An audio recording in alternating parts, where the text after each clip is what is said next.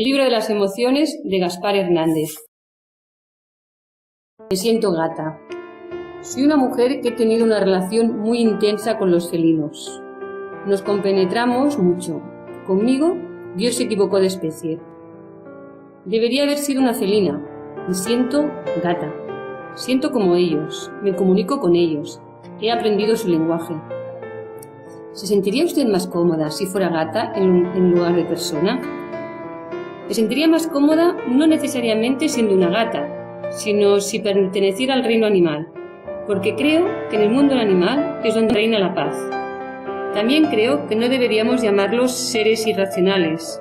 Los irracionales somos los humanos, somos los que estamos acabando con el mundo. Lo estamos destruyendo y nos estamos destruyendo a nosotros. ¿Por qué le gustaría ser felina? Porque soy muy intuitiva.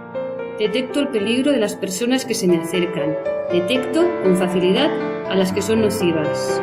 Y disfruto muchísimo de la noche. Me gusta sentir la caricia de los felinos, la independencia, la libertad. Son muy manipuladores. ¿Usted también? Yo no soy muy manipuladora, pero siempre consigo lo que me propongo.